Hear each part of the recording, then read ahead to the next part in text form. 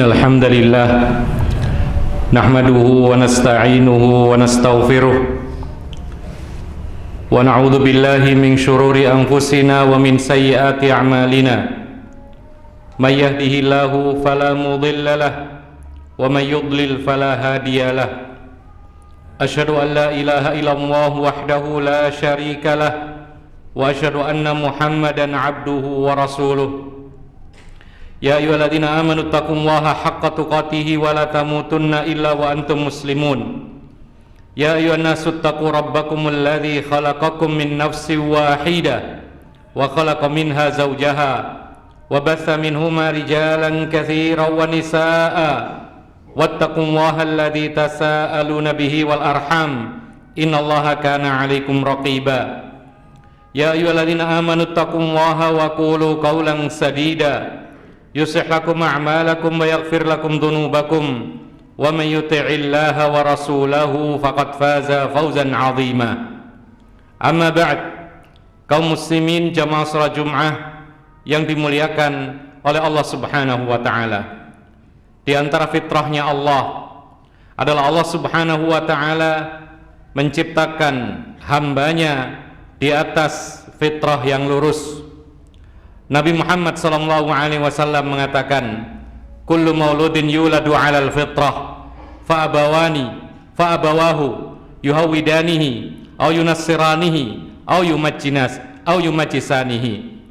Kata Nabi sallallahu alaihi wasallam, setiap anak Adam dilahirkan dalam keadaan fitrah yang lurus, maka orang tuanya lah yang bisa menjadikan anak tersebut Yahudi, Nasrani ataupun Majusi.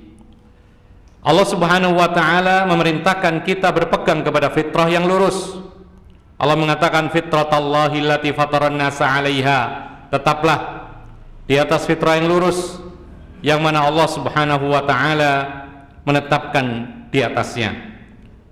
Ma'asyiral muslimin rahimakumullah, maka termasuk nikmat yang sangat besar seperti yang dikatakan oleh Ibnu Hazm Al-Andalusi rahimahullah ta'ala, di antara nikmat yang paling besar yang dianugerahkan oleh Allah kepada setiap hambanya, yaitu hamba Allah merasa suka dengan keadilan dan cinta terhadap kebaikan dan ketaatan.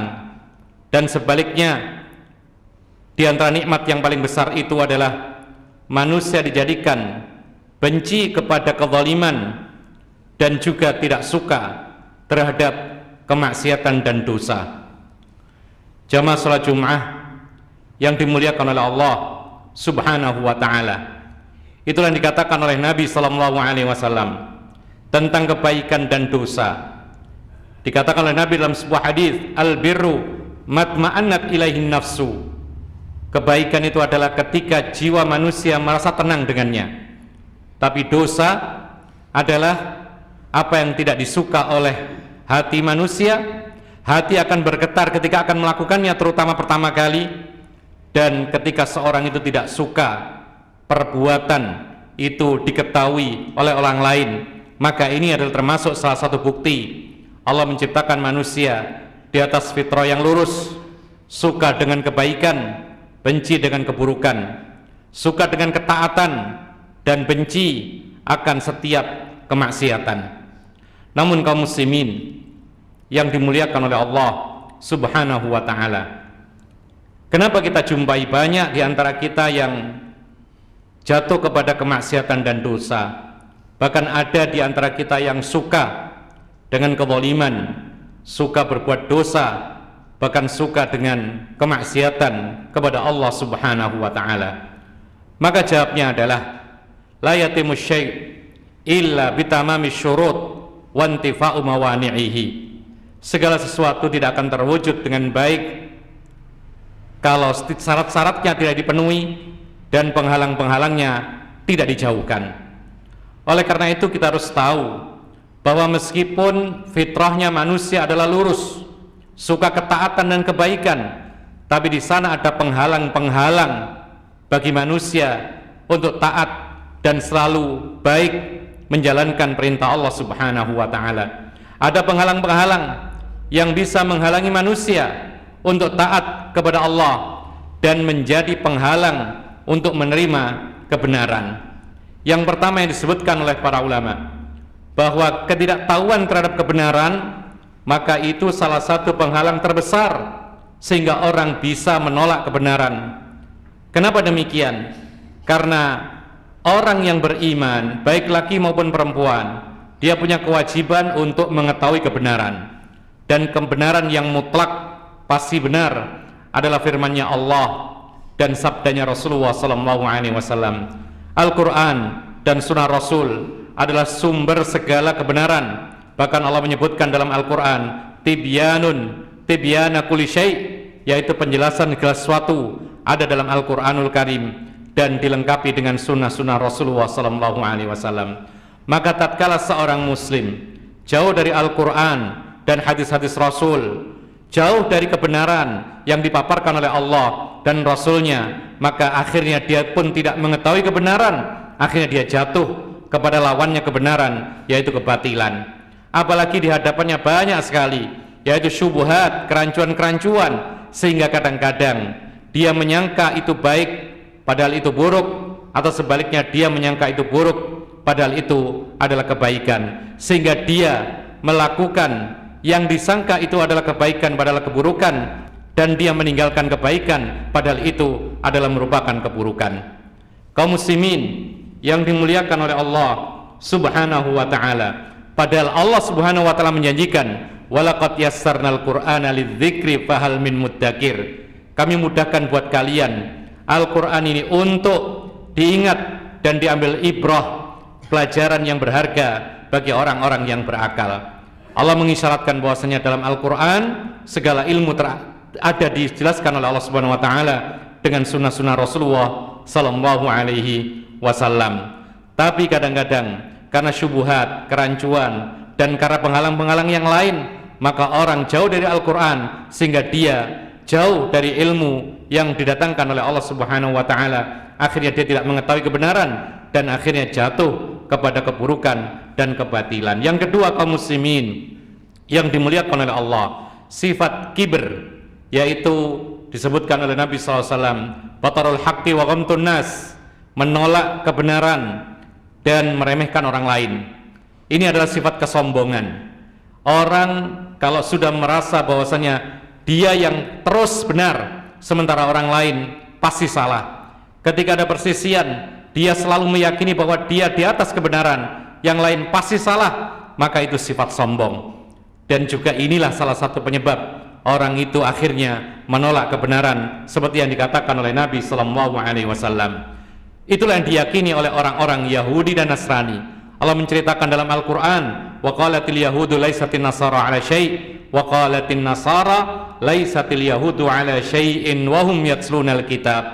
Kata Allah Subhanahu wa ta'ala, orang-orang Yahudi mengklaim mereka paling benar, dan orang-orang Nasrani tidak ada kebenaran sama sekali pada diri mereka. Sebaliknya orang Nasrani mengatakan mereka yang paling benar, dan tidak ada kebaikan dan kebenaran sama sekali yang ada pada orang-orang Yahudi, padahal mereka sama-sama membaca kitab suci mereka.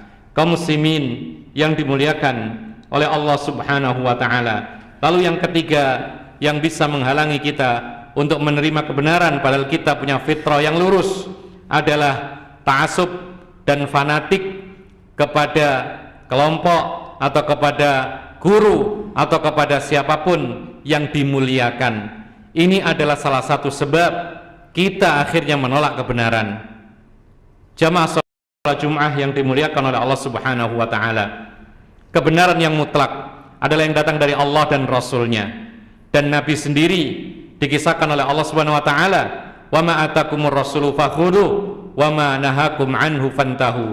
Apapun yang dibawakan oleh Rasulullah maka ambillah, dan apa yang dicegah oleh Rasulullah maka jauhilah.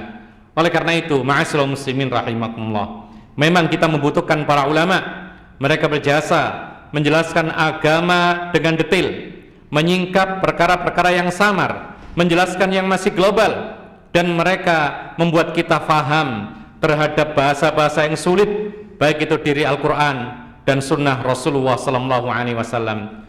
Tapi yang harus kita luruskan adalah meyakini bahwa setiap ulama atau seorang alim imam itu pasti benar 100%. Ini yang tidak dibenarkan, karena yang maksum hanya Rasulullah SAW. Andaikan mereka selalu benar 100%, maka tidak akan ada perselisihan pendapat di antara mereka. Oleh karena itu sikap yang bijak ketika mendapati perbedaan pendapat di kalangan para ulama, maka dicari pendapat mana yang lebih dekat kepada Al-Quran atau Sunnah Rasulullah SAW. Karena apabila kita mendahulukan atau mengutamakan pendapat manusia selain Rasulullah ketika bertolak belakang dengan hadis Rasulullah, maka berarti kita telah lebih mengutamakan manusia yang kadang-kadang perkataannya benar dan salah di atas perkataan manusia yang maksum, yang dijaga oleh Allah Subhanahu wa taala, yang mana Allah sendiri mengatakan, "Wa ma yantiqu 'anil hawa in huwa illa wahyu yuha." Maka sikap fanatik, ta'assub, membabi buta terhadap satu pendapat, inilah yang mengakibatkan akhirnya kita menolak kebenaran yang datang dari siapapun. Lalu yang berikutnya, al-bi'atus sayyi'ah wal jalisus su', lingkungan yang buruk dan kawan-kawan dekat yang buruk, mereka akan menyeret kita kepada keburukan. Kalau kita akrab, bergaul terus-menerus bersama-sama dengan penjudi, maka sangat dekat kita dengan perjudian dan kita akan jatuh kepada perjudian. Tapi kalau kita dekat dengan orang-orang baik, orang-orang saleh, orang-orang yang selalu mengingatkan kebaikan, maka insya Allah kita akan diselamatkan oleh Allah dengan kawan-kawan yang baik ini dari jatuh kepada perbuatan yang mungkar. Aqulu hadza wa astaghfirullah li wa lakum innahu wal ghafurur rahim.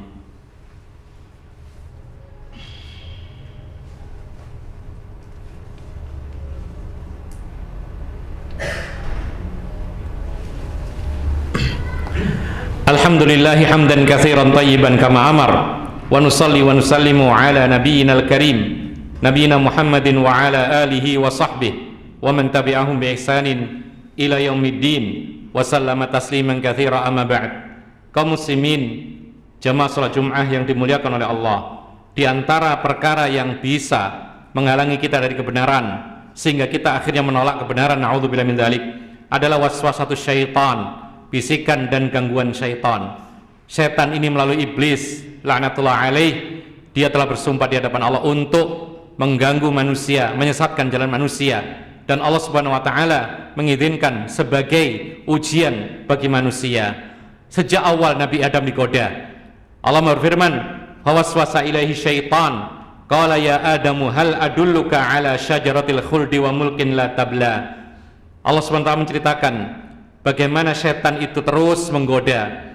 Allah mengatakan, maka setan pun memberikan bisikan-bisikan kepada Adam, maukah aku tunjukkan kepada engkau suatu pohon, jika engkau memakan hasilnya maka engkau akan kekal selama-lamanya di surga dan engkau menjadi penguasa dan tidak akan sirna. Lalu kemudian tergodalah, kemudian memakannya, kemudian Allah pun murka kepadanya. Dan seperti ini harus dilawan dengan ilmu. Kalau tidak, maka kita akan terus-menerus dibawa kepada kerancuan-kerancuan yang dibisikkan oleh setan yang telah dikutuk oleh Allah Subhanahu wa taala. Dan yang terakhir adalah Allah mengatakan, inna nafsala ammaratun bisu illa ma rahima rabbi. Jiwa manusia menyeru kepada keburukan. Meskipun jiwa kita diciptakan di atas fitrah yang lurus, tapi ada sisi jiwa yang lain. Allah mentakdirkan jiwa kita menyeru kepada keburukan, dan keburukan ini harus dilawan dengan apa? Dengan ilmu dan ketakwaan kita, dan juga kita menggunakan waktu kita untuk kebaikan, baik itu untuk akhirat dan dunia kita. Kemudian bergaul dengan orang-orang yang baik, yang pandai menasihati kita, niscaya kita akan diselamatkan oleh Allah untuk jatuh kepada keburukan. Allahumma fil muslimina wal muslimat wal mu'minina wal mu'minat al ahya'i minhum wal amwat. Rabbana hab lana min azwajina wa dhurriyyatina qurrata a'yun waj'alna lil muttaqina imama. Rabbana ighfir lana wa liwalidina warhamhum kama rabbawna shighara. Rabbana atina fid dunya hasanah wa fil akhirati hasanah wa qina adzabannar. Wa sallallahu ala nabiyyina Muhammad wa ala alihi wa sahbihi ajma'in. Wa akhiru da'wana anil hamdulillahi rabbil alamin wa aqimis shalah.